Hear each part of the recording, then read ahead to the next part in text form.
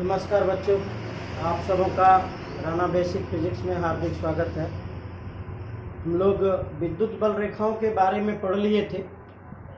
आज हम लोग विद्युत बल रेखाओं के गुणों के बारे में चर्चा करने वाले हैं कि विद्युत बल रेखा का गुण क्या क्या है। हमने पीछे पढ़ा था कि माइकल फैराडे ने यह बताया था कि जहाँ पर सघनता होती है वहाँ पर विद्युत क्षेत्र की तीव्रता काफ़ी अधिक होती है, और जहाँ पर विद्युत बल रेखाओं की सघनता कम होती है वहाँ पर विद्युत बल रेखाएं कम होती हैं। इसी के बारे में हम लोग आज चर्चा कर रहे हैं, विद्युत बल रेखाओं का गुण। तो इसका पहला गुण है कि इसकी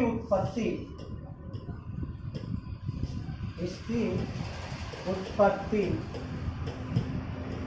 धन आवेश पर होती है। धन आवेश पर होती है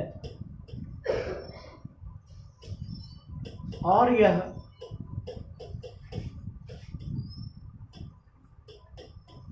ऋण आवेश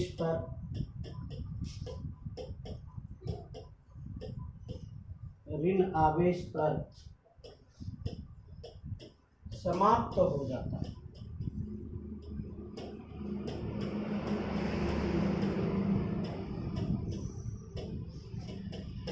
और कहा जाता है क्या कि जो धन आवेश होते हैं, ये धन आवेश इसका जो है ना स्रोत है। ये जो धन आवेश है, धन आवेश विद्युत बल रेखाओं का स्रोत है, और इसी से जो धन आवेश होते हैं ये धन आवेश उत्पन्न होते हैं।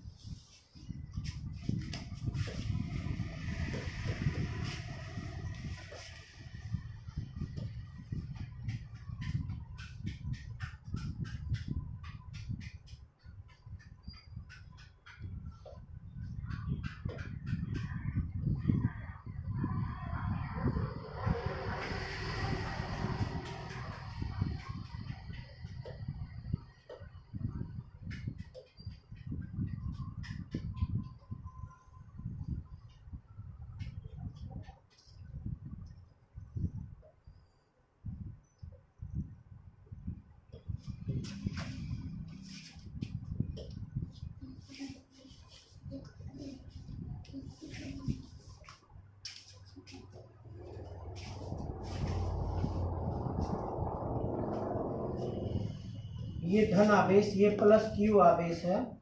प्लस क्यू आवेश से ये जो रेखाएं हैं काल्पनिक रेखाएं, जो जिसे हम क्या कहते हैं विद्युत बल रेखाएं, इस विद्युत बल रेखाओं की उत्पत्ति इसी धन आवेश पर होती है, और इसकी जो समाप्ति होती है, इसकी समाप्ति ऋण आवेश पर होती है।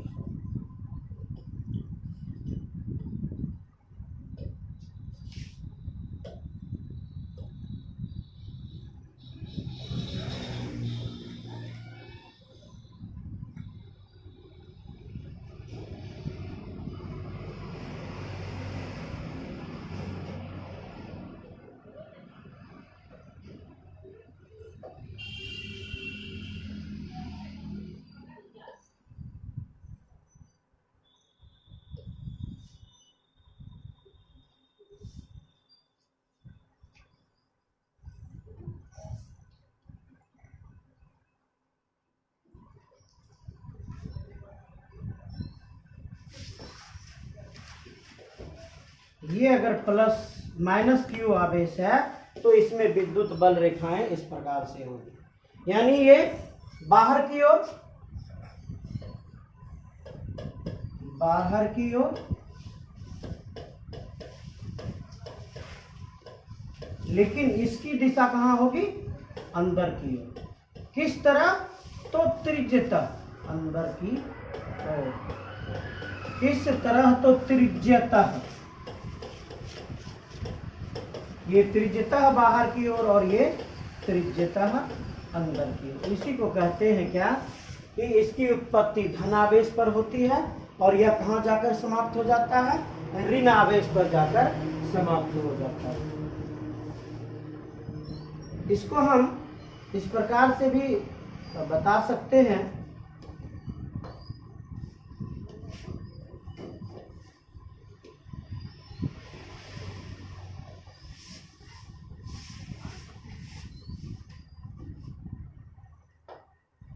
ये प्लस क्यू आवेश है और ये माइनस क्यू आवेश। और यदि यह एक रेखा है जो दोनों आवेश को ज्वाइन कर रहा है, तो यह इधर से चलकर इस तरफ, इधर से चलकर इस तरफ,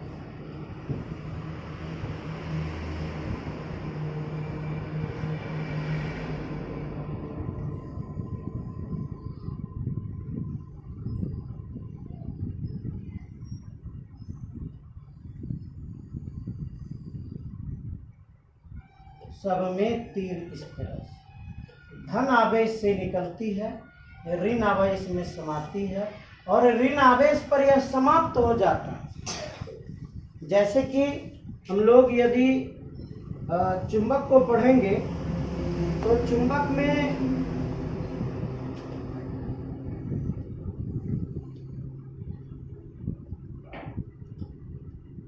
यह नॉर्थ है या साउथ है या उत्तरी ध्रुव है या दक्षिणी ध्रुव है, तो उसमें क्या घटना घटित होती है कि यह उत्तरी ध्रुव से निकलती है, दक्षिणी ध्रुव में समाती है। उत्तरी ध्रुव से निकलती है, दक्षिणी ध्रुव में समाती है। लेकिन इसके अंदर की क्या घटना घटित होती है कि यह दक्षिणी ध्रुव से निकलती है और उत्तरी ध्रुव में समा जाती है। इस प्रकार से। और यह क्या बनाता है? इस प्रकार से यह एक क्लोज पथ बनाता है, बंद पथ बनाता है। क्या बनाता है? ये बंद पथ बनाता है। किसमें बनाता है? तो चुंबक में, मैग्नेट में। मैग्नेट में जो चुंबकीय बल रेखाएं होती हैं, चुंबकीय बल रेखाएं उत्तरी ध्रुव से निकलती हैं, दक्षिणी ध्रुव में समाती हैं। कहाँ? तो चुंबक के बाहर। लेकिन चुंबक के अंदर कुछ और ही घटना घटित होती रहती है। यह दक्षिणी ध्रुव से निकलती है, उत्तरी ध्रुव में समाती है। इस प्रकार से यह एक बंद पथ बनाता है। लेकिन हमारा जो विद्युत बल रेखाएं हैं, हमारा जो विद्युत बल रेखाएं हैं, विद्युत बल रेखाएं बंद वक्र नहीं बनाता है, बंद वक्र नहीं बनाता है।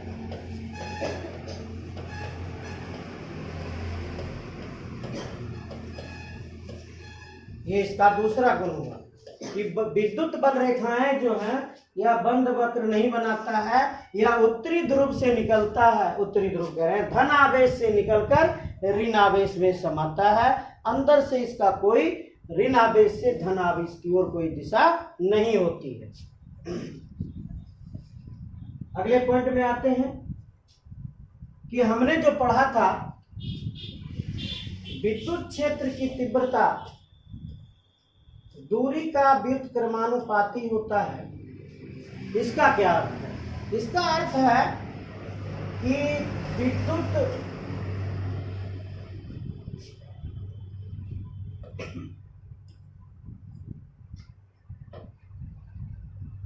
विद्युत क्षेत्र की तीव्रता, विद्युत क्षेत्र की तीव्रता अंतरिक्ष में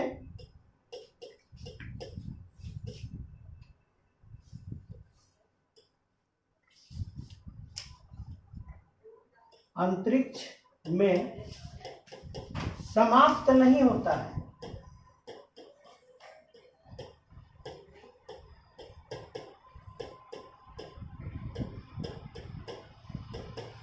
यह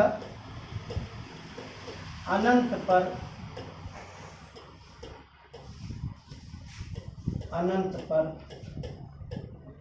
समाप्त हो जाता है।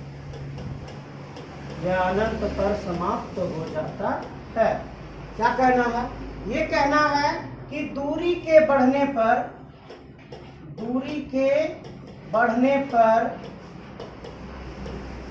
E के मान में कमी होती है, कमी होती है। या तो ये नहीं ना कह रहा है कि दूरी ज्यो ज्यो जो दूरी बढ़ेगी ई का मान घटते चला जाएगा और शून्य हो जाएगा, ऐसा तो नहीं कह रहा। ऐसा कह रहा है कि दूरी बढ़ेगा तो तीव्रता का मान घटेगा।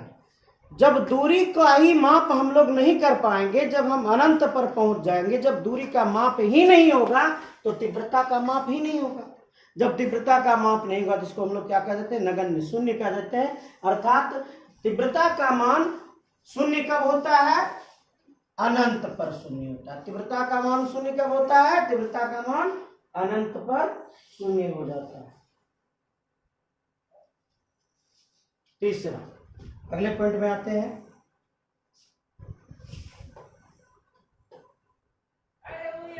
इसका क्या कहना है कि जब दो आवेश है, एक प्लस क्यू आवेश है और एक माइनस क्यू आवेश है, ये इसको जोड़ने वाली रेखा है, the lining joining the two charges, और इस पर ये बल रेखाएं हैं, इस पर ये बल रेखाएं हैं।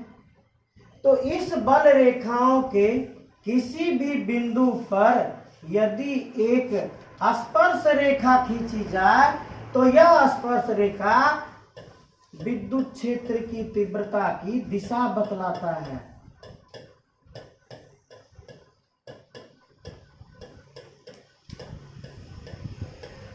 मतलब किसी भी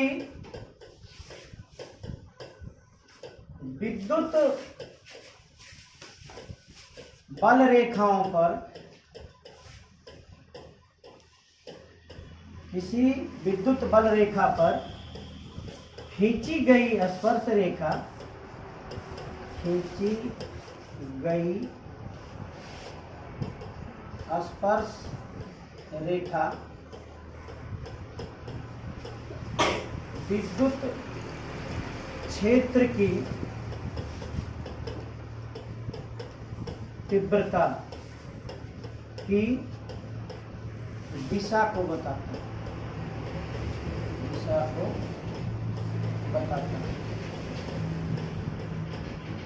तो ये जो स्पर्श रेखा, हम लोग गणित में पढ़े थे स्पर्श रेखा कि त्रिज्या कहीं पर मिला दीजिए, उस पर 90 डिग्री का लंब बना दीजिए, वह उसका स्पर्श रेखा है। उसी तरह यहाँ पर कहीं पर भी बिंदु ले सकते हैं। हमने यहाँ पर बिंदु ले लिया, अगर यहाँ पर हम स्पर्श रेखा खींचे तो ये इस तरह से खिंचाएगा। अगर इस तरह से खिंचाएगा तो इस बिंदु पर विद्युत क्षेत्र की तीव्रता यही होगी।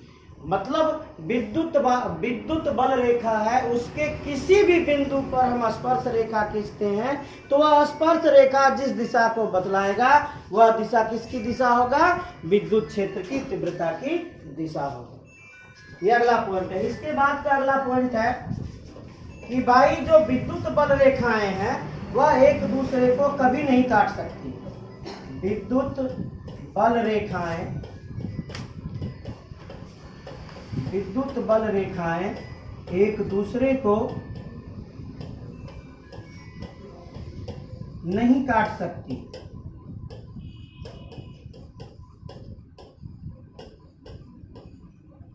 इंटर पॉइंट ऑफ व्यू, ये इंपॉर्टेंट पॉइंट है। इंटर एग्जाम के लिए ये इंपॉर्टेंट क्वेश्चन है कि विद्युत बल रेखाएं एक दूसरे को नहीं काटती है, ऐसा क्यों? तो हमने क्या लिखा, विद्युत बल रेखाएं क्या करती है, एक दूसरे को नहीं काटती है। क्यों नहीं काटती है?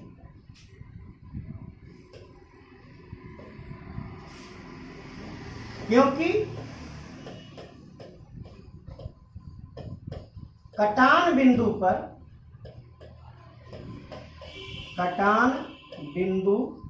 पर दो स्पर्श रेखा खींची जा सकती है। स्पर्श रेखा खींची जा सकती है जो तीव्रता की दिशा बताएगा। और एक बिंदु पर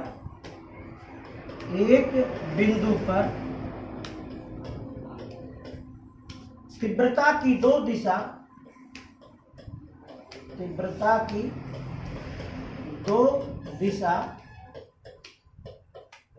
असंभव है।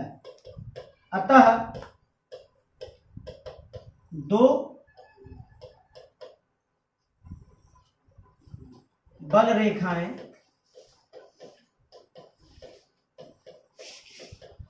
एक दूसरे को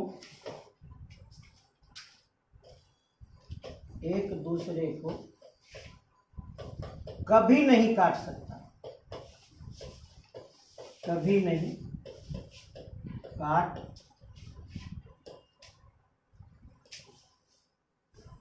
सकता।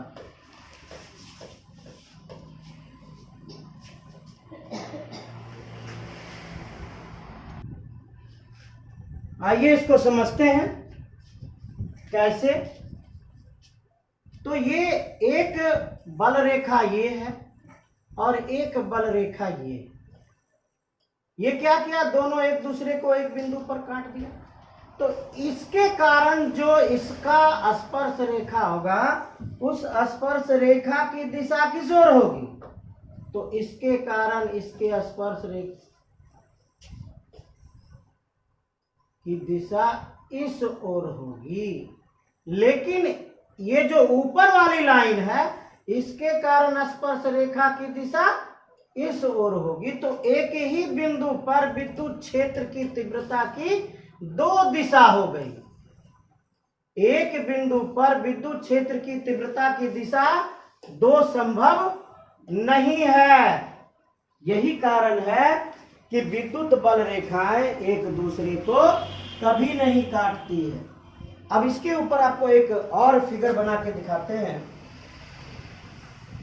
कि भाई एक धन आवेश है,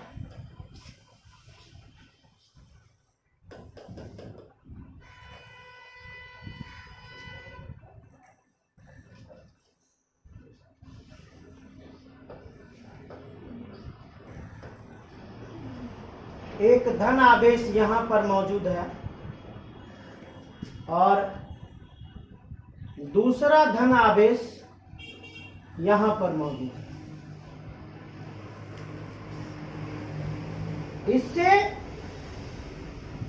जो बल रेखाएं निकल रही हैं, ये यहां से निकल रही हैं। इससे जो बल रेखाएं निकल रही हैं, यहां से निकल रही हैं। अब क्या करते हैं, इन दोनों को स्वतंत्र कर देते हैं। इन दोनों को आगे बढ़ने के लिए स्वतंत्र कर देते हैं। और यदि आगे बढ़ने के लिए स्वतंत्र करते हैं तो क्या घटना घटेगी, या यहां से चलते चलते चलते चलते इस ओर चलती चली जाएगी, और ये यहां से चलते चलते चलते चलते इस ओर चली जाएगी। तो हम क्या पाते हैं, हम पाते हैं कि ये बल रेखाएं एक दूसरे को इस बिंदु पर कट कर देता है, इंटरसेक्ट कर देता है। अगर इंटरसेक्ट करता है तो क्या घटना घटेगी, यहां पर दो विद्युत क्षेत्र की तीव्रता की दिशा होगी जो असंभव है। तब क्या घटना घटित होता है, तब क्या होता है कि ये आगे जाता नहीं है, ये यहीं से ऊपर मुड़ जाता है। ये आगे जाता नहीं है, ये यहीं से ऊपर मुड़ जाता है। ये इस ओर ऊपर मुड़ जाता है और एक दूसरे को इंटरसेक्ट नहीं करता है। तो इसका फिगर आपको हम बना के दिखाते हैं जो आपके बुक में है। उस फिगर को थोड़ा ध्यान से देखिएगा, क्या कहता है वो फिगर।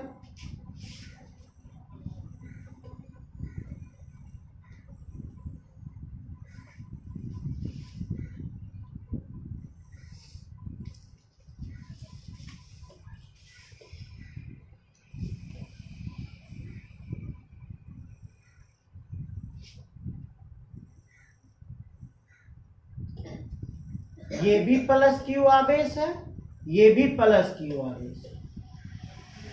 इससे जो विद्युत बल रेखाएं निकल रही हैं वो किस तरह से निकल रही हैं। एक विद्युत बल रेखा इधर से निकला, सेंटर में पहुंचा और ये ऊपर की ओर मुड़ी। दूसरा विद्युत बल रेखा इधर से निकला, सेंटर में पहुंचा और ऊपर की ओर मुड़ी। दूसरी विद्युत बल रेखा इधर से निकला, नीचे की ओर मुड़ गया।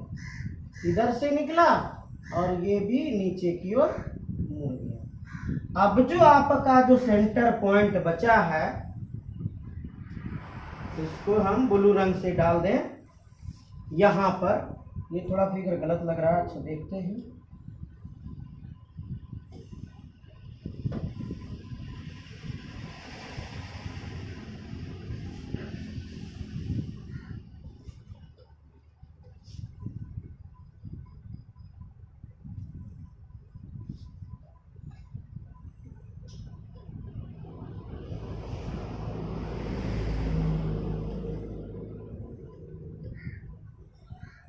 अब यहाँ पर जो सेंटर पॉइंट बच रहा है आपका ये वाला पोर्शन जहां पर ना इसका प्रभाव है ना इसका प्रभाव है, यह प्रभावहीन बिंदु है। इस प्रभावहीन बिंदु को क्या कहते हैं?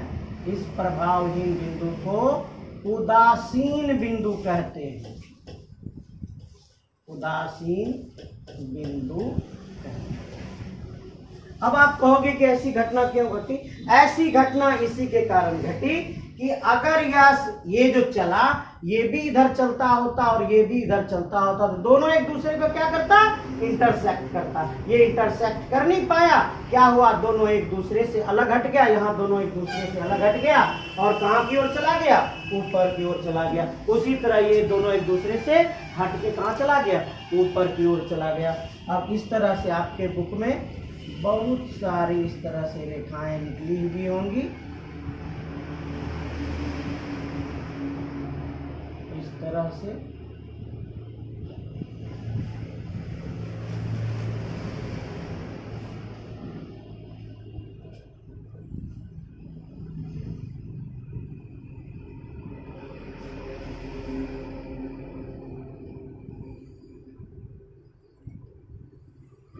इस तरह से बनी हुई होगी। ये काल्पनिक विद्युत बल रेखाएं हैं जिसको दिखाया गया है।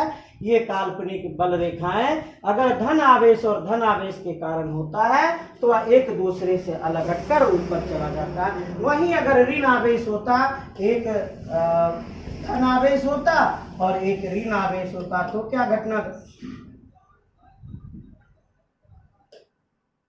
एक ऋण आवेश होता तो क्या घटना घटती? ये इस तरह से जाता, इसमें समा जाता, इस तरह से जाता, इसमें समा जाता। ये यहाँ पर उत्पन्न होता और यहाँ पर टर्मिनेट हो जाता, समाप्त हो जाता। ये आपका क्या है? उदासीन बिंदु कहते हैं। उदासीन बिंदु दो समान आवेशों के बीच वह बिंदु है जहां पर दोनों आवेश के कारण उस पर कोई प्रभाव नहीं पड़ता है। उस बिंदु को हम क्या कहते हैं? उदासीन बिंदु कहते हैं। उस बिंदु को हम क्या कहते हैं? उदासीन बिंदु। वह बिंदु जहां पर दोनों समान आवेश के कारण कोई प्रभाव ना पड़े, वह स्थान आवेशहीन हो, वैसे बिंदु को क्या कहते हैं? हम उदासीन बिंदु कहते हैं। भाई हम लोग जो पढ़ते थे कि कोई धन आवेश है और कोई ऋण आवेश है, इन दोनों के बीच क्या होता है? आकर्षण बल लगता है। इन दोनों के बीच क्या होता है? आकर्षण बल लगता है। विजातीय आवेश पर कौन सा बल लगता है? आकर्षण बल लगता है। और यदि समान जात के आवेश हो तो उनके बीच क्या होता है? विकर्षण बल लगता है। ये चाहता है इसको इधर भगा दें और ये चाहता है इसको इधर भगा दें। इसको क्या कहते हैं? विकर्षण बल कहते हैं। इसको विकर्षण बल कहते हैं या प्रतिकर्षण बल कहते हैं। तो प्रतिकर्षण बल किनके बीच लगता है? सजातीय आवेश में लगता है। सजातीय आवेश में लगता है। तो मेरा कहना है कि भाई समान आवेश के बीच आकर्षण बल क्यों लगता है और समान आवेश के बीच विकर्षण बल क्यों लगता है और असमान आवेश के बीच आकर्षण बल क्यों लगता है? तो यह वही कारण विद्युत बल रेखाओं के कारण ही होता है। क्या भाई? तो विद्युत बल रेखा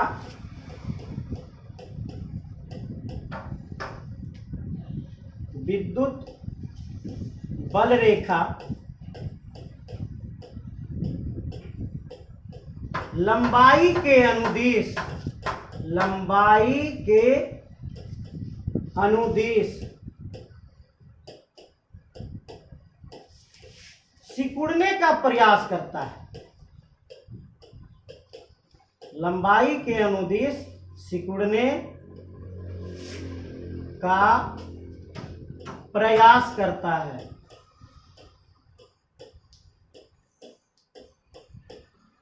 और यह कैसा होता है? यह लचकदार डोरी के समान होता है।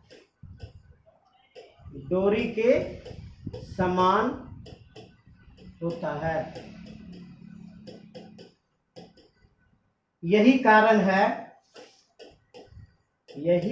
है कि विजातीय आवेश के बीच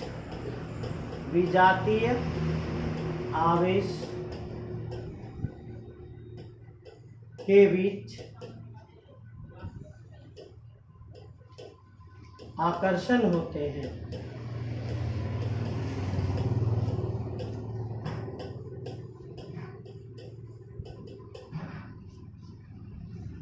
इसका अगला पॉइंट क्या है कि ये जो विद्युत बल रेखाएं हैं, ये विद्युत बल रेखाएं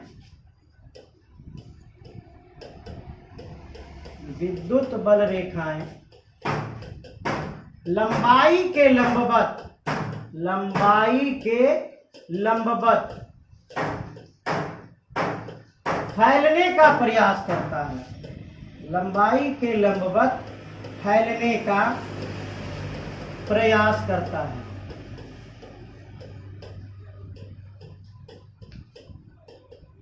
यही कारण है कि सजातीय आवेश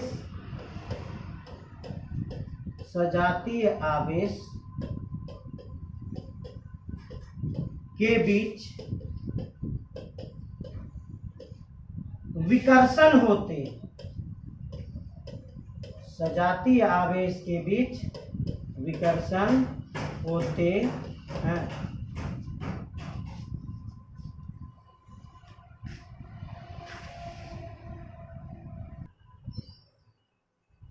चलिए अगले पॉइंट में आते हैं। हम दो फिगर बनाते हैं आपके सामने। एक ये फिगर है, एक ये फिगर है। इसमें हम बल रेखाओं को डालते हैं।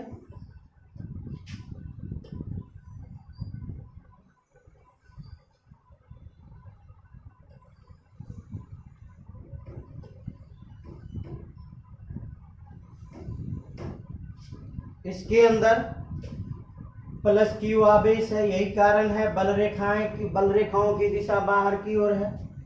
अब हम दूसरा फिगर बनाते हैं। इसमें हमने क्या किया, एक, दो,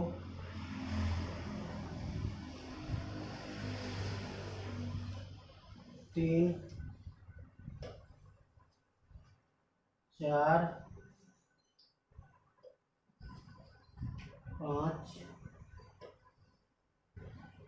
छः, सात, आठ। ये भी प्लस क्यू आवेश। अंतर क्या दिख रहा होगा?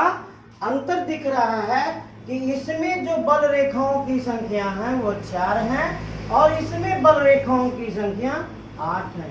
क्या संभव है? क्या ऐसा संभव है। तो इसका उत्तर है हाँ, संभव है। इसका उत्तर क्या है? हाँ, संभव है। हाँ, तो क्या था कि ये जो चित्र दिख रहा है, क्या ऐसा संभव है? तो हमने क्या उत्तर दिया आपको? हाँ, ऐसा संभव है। भाई कैसे संभव है? तो बल रेखाओं की संख्या अलग हो सकती है, अलग हो सकती है,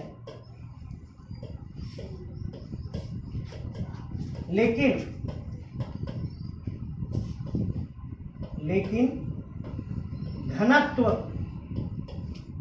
समान होना चाहिए, समान होना चाहिए। तो आप कहिएगा कि भाई घनत्व तो समान होना चाहिए, इसमें रेखाएं फैले हैं, इसमें रेखाएं ज्यादा पास हैं, तो ये सघन हो गया, ये कम सघन हुआ, ये अधिक सघन हुआ। नहीं, आप इसमें ये जो कम वाले हैं, कम वाले में जो दो बल रेखाएं हैं, उन दो बल रेखाओं के बीच के कोण को देखेंगे, कोण का माप करेंगे। फिर इसमें भी ठीक वही जो रेखा है, उन दो रेखाओं के बीच, जो हमने इसमें दो रेखा लिया, इसमें भी हम वही दो रेखा लेंगे और उसके बीच के कोण को मापेंगे। अगर दोनों कोण का माप समान हो गया, थीटा इक्वल टू थीटा, या यहाँ 1 के दे दीजिए, यहाँ 2 दे दीजिए, थीटा 1 इक्वल टू थीटा 2, इसका मतलब दोनों का घनत्व समान है।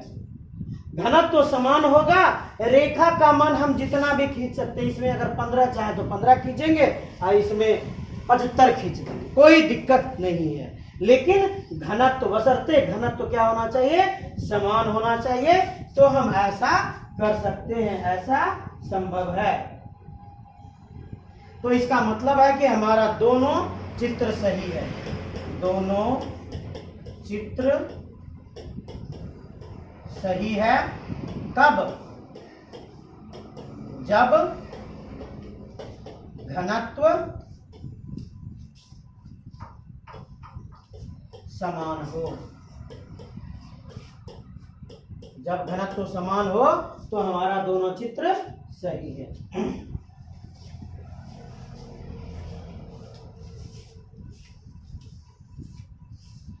अगले पॉइंट पे आते हैं। हमारे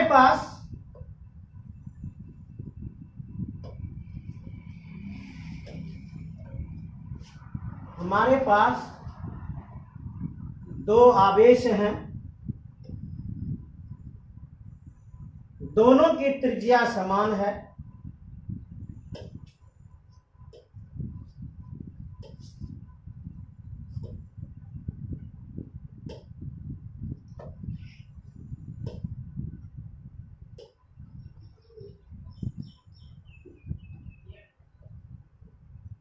दोनों की त्रिज्या, इसकी त्रिज्या r है, इसकी त्रिज्या r है। हमने इसको प्लस q आवेश दिया, हमने इसको प्लस 3q आवेश दिया। चूंकि त्रिज्या समान है, आवेश समान रूप से इस गोले, इस वृत्त पर फैलेगा या इस गोले पर फैलेगा। इसमें भी आवेश समान रूप से इस गोले पर फैल जाएगा। अब हम इसको, इसमें दो बल रेखाएं खींच देते हैं। एक बल रेखा इधर खींच दिए, एक बल रेखा इधर खींच दिए। तो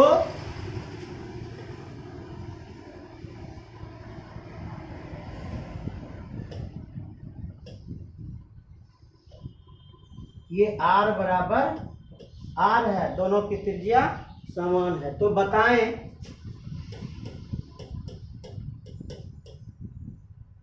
इस आवेश में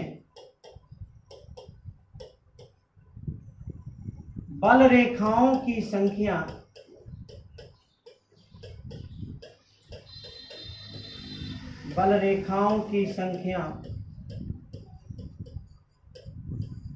कितनी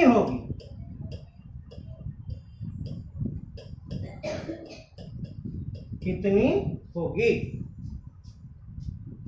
तो हमने क्या पाया कि इस आवेश, ये जो गोला है इस पर प्लस क्यू आवेश दिया गया है, और ये जो गोला है इस गोला पर प्लस 3 क्यू आवेश दिया गया है। सारा चीज समान है, तो इसका मतलब है इस आवेश का यह क्या है? तिगुना है। इस आवेश का क्या है? यह तिगुना है। तो तिगुना होने के कारण क्या होता है? बल रेखाओं की संख्या आवेश के मापांक का समानुपाती होता है। बल रेखाओं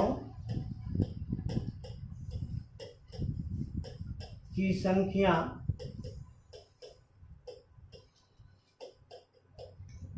आवेश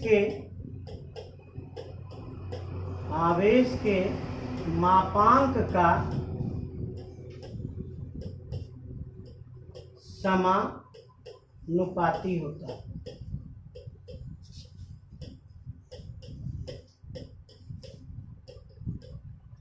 ठीक है।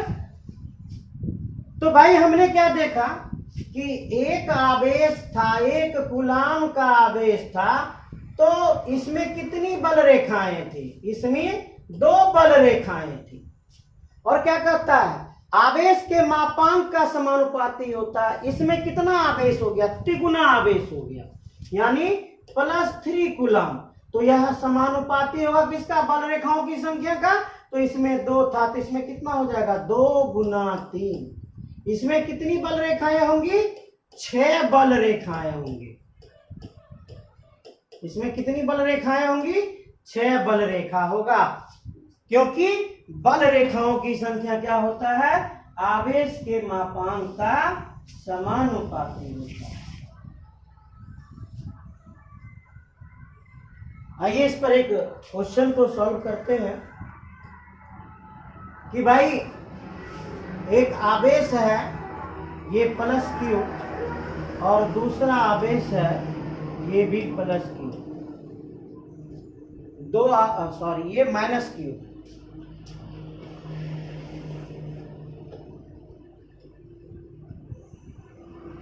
ये माइनस क्यू, और इसमें जो है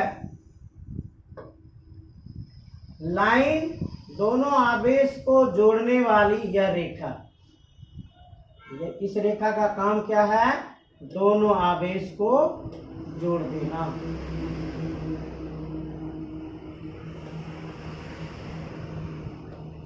अब हम इसमें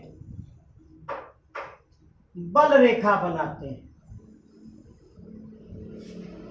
एक बल रेखा बनाए तो इधर भी हमको एक बल रेखा बनाना होगा। अगर हम ऊपर की तरफ एक बल रेखा बनाते हैं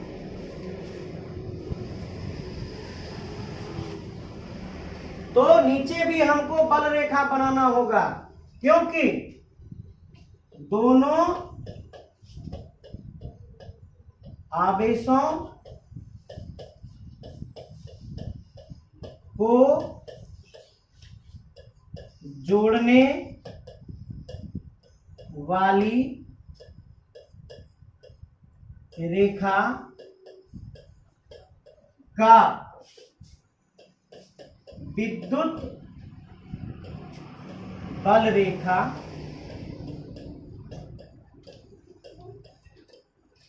सममित होता है।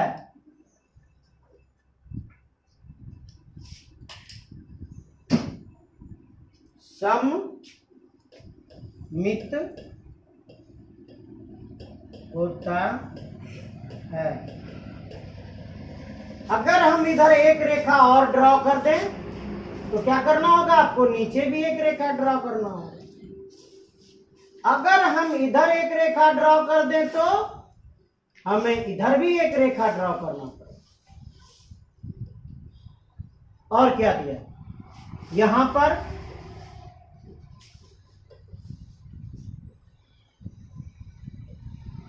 ये समा रहा।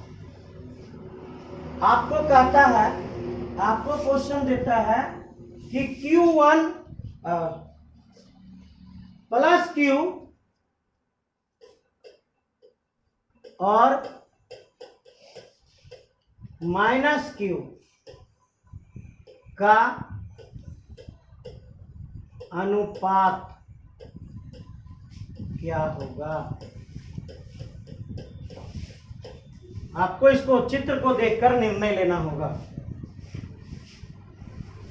तो इस चित्र में जो अनुपात पूछ रहा है, आपका विद्युत बल रेखा जो दिया हुआ है उसका अनुपात पूछ रहा है। तो हम क्या पाते हैं, हम पाते हैं कि प्लस Q से 3 3 6 आवेश निकल रहे हैं, एक 6 विद्युत बल रेखाएं निकल रहे हैं। तो प्लस Q के लिए हम क्या लिखेंगे, 6 लिखेंगे। और माइनस Q में कितने समा रहे हैं, 6 या 2 8 समा रहे हैं। माइनस Q में कितना लिखेंगे, 8 लिखेंगे। कट कीजिए, 2 तिया 6, 2 चौक 8। तो प्लस Q अनुपात माइनस Q बराबर 3 अनुपात 4। इसी को क्या कहते हैं, सममित कहते हैं।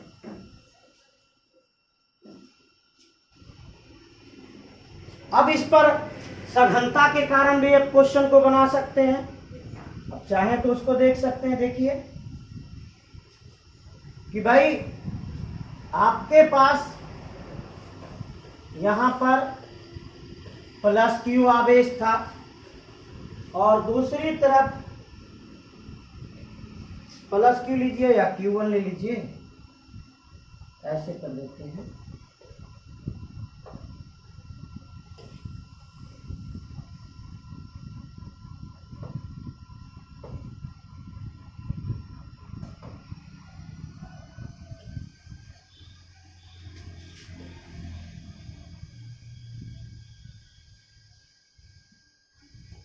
ये Q1 आवेश है, ये Q2 आवेश है।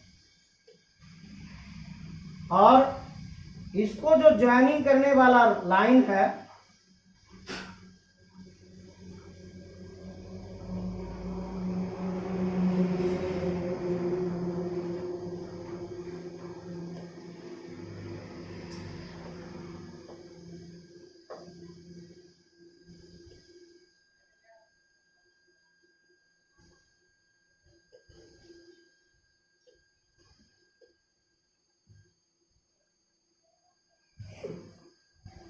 ये इसको ज्वाइन करने वाली रेखा है।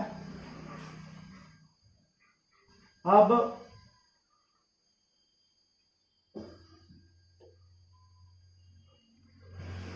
क्या पाते हैं, इधर से एक किरण निकली और ऐसे करके आकर समा। दूसरी किरण निकली, यहां पर आकर समा। इसमें जो तीर है इस प्रकार से है। नंबर 1, आवेश की प्रकृति क्या है। आवेश की प्रकृति क्या है। नंबर 2, किस आवेश का परिमाण अधिक है। किस आवेश की तीव्रता अधिक है। किस आवेश की तीव्रता अधिक है। अब इस क्वेश्चन को अगर देखना चाहें तो इस क्वेश्चन को समझने के लिए तो ये 2 क्वेश्चन आपके पास है। इन 2 क्वेश्चन का हम आंसर दे सकते हैं। कैसे दे सकते हैं, समझकर कि क्वेश्चन नंबर जो 1 है, आंसर हम लोग दे रहे हैं क्वेश्चन नंबर 1 का। हम लोग क्या पाते हैं कि जो Q1 आवेश है, इस Q1 आवेश से आवेश की उत्पत्ति हो रही है और आवेश Q2 पर बल रेखा समाप्त हो रहा है। तो उत्पत्ति किससे होती है? तो उत्पत्ति धन आवेश से होती है। यानी Q1 कैसा है? Q1 धन आवेश है। और समाप्ति कहां पर हो रही है? Q2 पर समाप्ति हो रही है। इसका मतलब Q2 ऋण आवेश है। Q2 कैसा आवेश है? ऋण आवेश है। ये पहले क्वेश्चन का आंसर हुआ कि आवेश की प्रकृति कैसी। दूसरा क्वेश्चन का आंसर आवेश की तीव्रता। तो आवेश की तीव्रता हम लोग सघनता पर ज्ञात करते हैं। कहां पर कितना अधिक सघन है? सघनता को ढूंढने के लिए आप पीछे पे देखे थे हम लोग कोण बनाए थे। तो हम लोग इस दो रेखा के बीच के कोण को देखते हैं। इसका नाम θ1।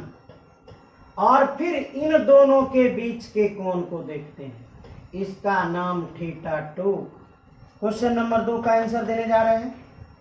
θ1 का मान अधिक है θ2 से। क्या अर्थ हुआ? कि θ1 पर सघनता कम है या घनत्व तो कम है, और θ2 पर सघनता अधिक है। इसका मतलब हुआ कि θ1 पर जो तीव्रता अगर लें तो इसको हम E1 लेंगे और इसको हम E2 लेंगे। तो θ1 पर सघनता कम है, ये फैले फैले हैं। अगर फैले फैले हैं तो सघनता तीव्रता घट जाती है, और जहां पर पास पास है, काफी घना है, वहां पर तीव्रता अधिक होती है। इसका मतलब E2 पर तीव्रता अधिक है और E1 पर तीव्रता कम है। यह आपका किसका आंसर हुआ? आवेश की तीव्रता का। कि भाई आवेश की तीव्रता को ढूंढने के लिए हम लोग क्या ढूंढते हैं? आवेश की तीव्रता को ढूंढने के लिए हम लोग आवेश की के पास विद्युत बल रेखा के बीच सघनता को ढूंढते हैं।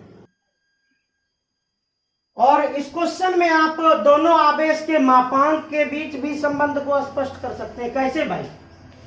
कि जिसका मापांक कम होगा, मापांक कम,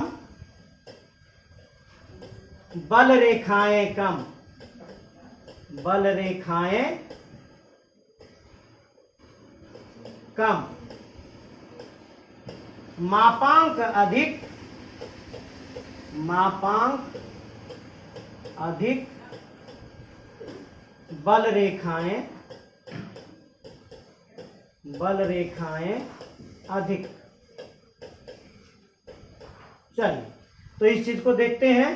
तो बल रेखाओं की संख्या कम कहां है? Q1 के पास, इसके पास बल सघनता कम है, तो बल रेखा की संख्या कम होगी। यानी ये वाला बात कहां पर असर कर रहा है? ये वाला बात यहां पर असर कर रहा है। और ये वाला बात कहां पर असर कर रहा है? तो ये वाला बात यहां पर असर कर रहा है। इसका मतलब है कि इसका मापांक कम है। तो मापांक को दिखाने के लिए हम क्या लिखें? Q1 मोड लिख दें। और दूसरे के मापांक को दिखाने के लिए Q2 मोड लिख दें। तो किसका मापांक अधिक है? जिसके पास बल रेखाएं अधिक हैं। तो इसके पास बल रेखाएं अधिक हैं, मापांक Q2 का अधिक हो जाएगा। ये हो गया आपका 3 संबंध। एक फिगर 3 संबंध। तीव्रता ज्ञात कर सकते हैं, कोण का मान, सघनता ज्ञात कर सकते हैं, प्रकृति ज्ञात कर सकते हैं, और मापांक को भी आप ज्ञात कर सकते हैं। इस घनत्व के सूत्र में एक क्वेश्चन आपको दिखा रहे हैं कि भाई एक फिगर है इस तरह से,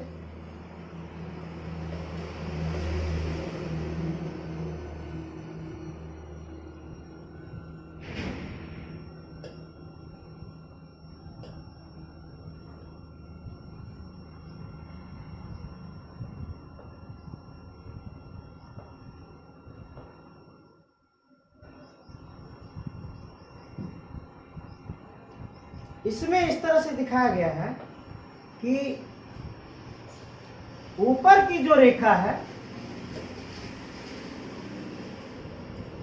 यहां से क्लोज क्लोज आया, यहां से ऐसे फैला, फिर नीचे आया, यहां साथ चला गया। उसी तरह आपका नीचे भी है, यहां पर आकर फैल गया, यहां पर आकर पास हो गया। यहां पर लिखा हुआ है बिंदु ए, यहां पर लिखा हुआ है बिंदु बी, यहां पर लिखा हुआ है बिंदु सी।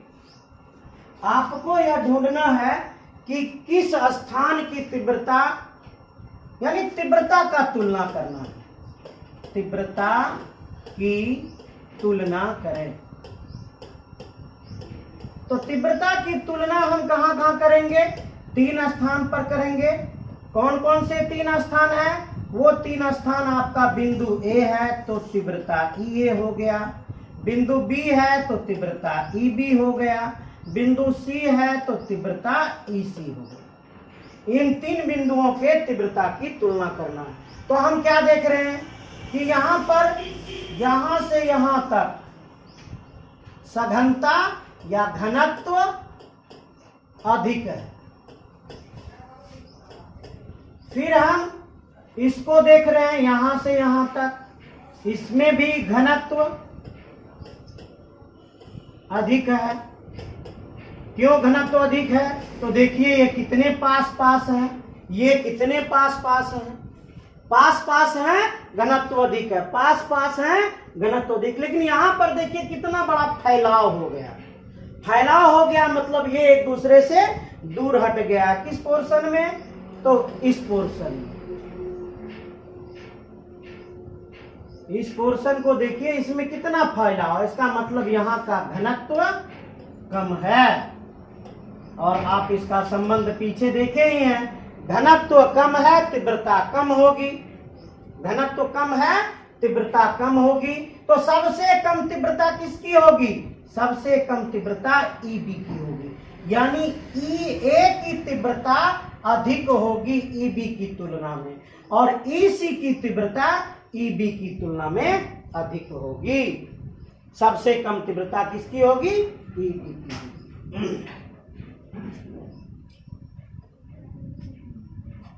विद्युत बल रेखा जो होते हैं वह धन आवेश से डरते हैं।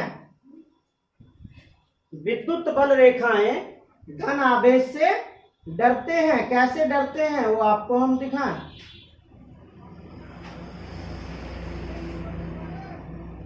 यहां पर प्लस आवेश है, 2 बल रेखा यहां से चला, 2 बल रेखा यहां से चला, जैसे इसके समीप जाएगा या आगे बढ़ने की कोशिश नहीं करेगा, यह फैलते हुए भाग जाएगा, यह फैलते हुए भाग जाएगा, या इसको स्पर्श करना तक नहीं चाहेगा, जाएगा तो उसके समीप जहां तक इसका प्रभाव नहीं है। जैसे ही धन आवेश का प्रभाव दिखाई पड़ेगा वहां से वह क्या करेगा? भागना शुरू कर देगा। और लेकिन यह क्या करता है? ऋण आवेश के साथ दोस्ती करता है। अगर ये यहां से फैले हुए जा रहा है, अगर यहां फैले से जा रहा है और इसके प्रभाव के समीप पहुंचा तो यह इसकी ओर आकर्षित हो जाता है, या इसकी ओर आकर्षित हो जाता है।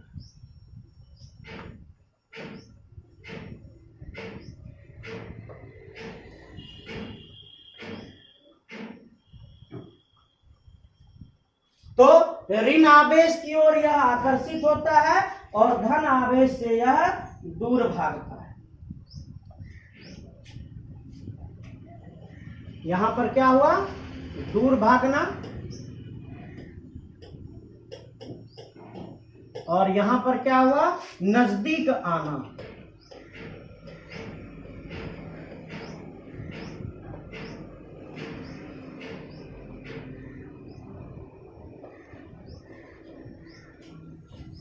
नजदीक आना।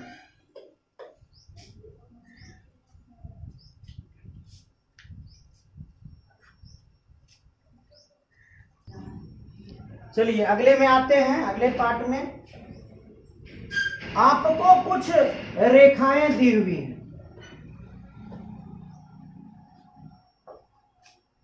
इस तरह से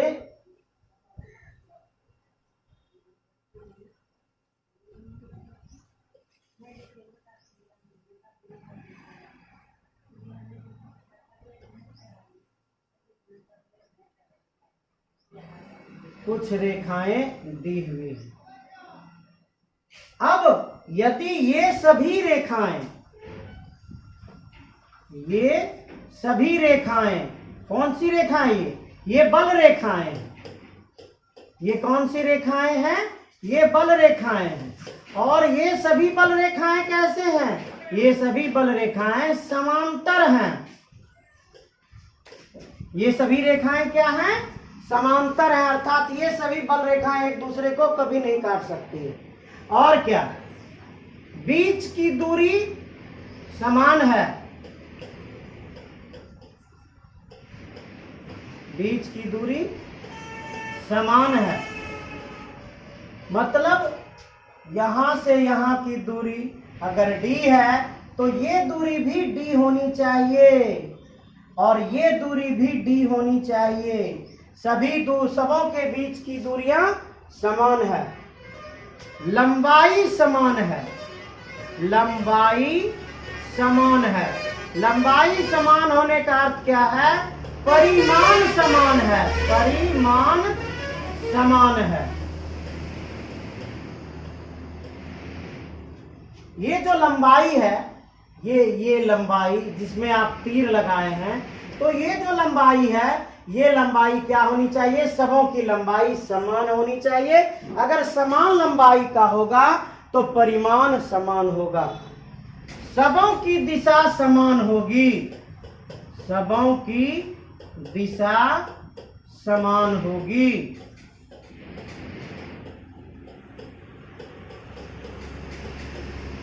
सबों की दिशा समान होगी। अगर ऐसी घटना घटित होती है तब इसको हम क्या कहेंगे? एक समान विद्युत क्षेत्र। इसका क्या नाम होगा? एक समान विद्युत क्षेत्र कहेंगे। लेकिन वहीं अगर इस स्थिति में जो आप रेखा को देख रहे हैं, ये रेखा मान लिया जाए एक रेखा, दो रेखा, बिल्कुल ठीक ठाक, बिल्कुल ठीक ठाक, लेकिन तीसरी रेखा थोड़ी सी तिरछी हो गई, तब इसका नाम क्या देंगे? तब इसका नाम एक समान विद्युत क्षेत्र नहीं देंगे। क्या नाम देंगे? असमान विद्युत क्षेत्र देंगे। असमान विद्युत क्षेत्र देंगे। तो असमान विद्युत क्षेत्र का भी दो फिगर बन सकता है। क्या? यदि यह नजदीक आया है, यदि यह नजदीक आया है, क्लोज हुआ है, तो यह मजबूत विद्युत क्षेत्र होगा। कैसा विद्युत क्षेत्र होगा? यह मजबूत विद्युत क्षेत्र होगा। और दूसरी तरफ ठीक है, ये ठीक है, ये ठीक है, लेकिन जो तीसरा है वह दूर भाग रहा है, तब क्या घटना घटेगी? यह मजबूत नहीं, यह कमजोर विद्युत, यह भी असमान ही होगा, असमान विद्युत क्षेत्र होगा, लेकिन कैसा होगा? कमजोर विद्युत क्षेत्र होगा।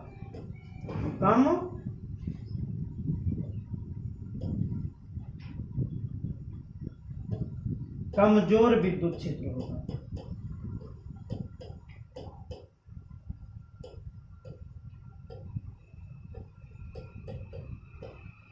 ये कैसा विद्युत क्षेत्र कहलाएगा? कमजोर विद्युत क्षेत्र कहलाएगा।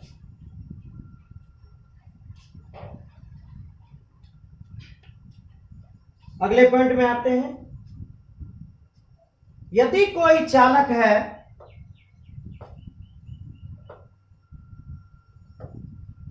यदि कोई चालक है और वह चालक बंद चालक है, इस बंद चालक के अंदर यदि हम विद्युत क्षेत्र की तीव्रता को ढूंढें तो इस बंद क्षेत्र के अंदर विद्युत क्षेत्र की तीव्रता का मान 0 होगा। इसके अंदर विद्युत क्षेत्र की तीव्रता का मान क्या होगा?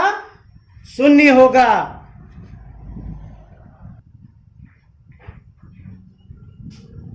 इसके अंदर विद्युत क्षेत्र की तीव्रता का मान 0 होगा। यानी किसी चालक के अंदर यदि विद्युत क्षेत्र की तीव्रता ढूंढे, कब? स्थिर विद्युत में, ऐसा नहीं कि गतिज विद्युत में। स्थिर विद्युत में, किसमें?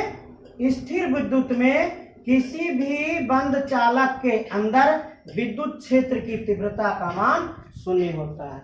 और विद्युत क्षेत्र की तीव्रता जो होती है वह चालक के सतह पर लंबवत होती है। इसको इस तरह से भी बना दें, ये वाला जो है, ये वाला जो है, ये वाला जो है, बिल्कुल लंबवत। अरे उल्टा बन गया,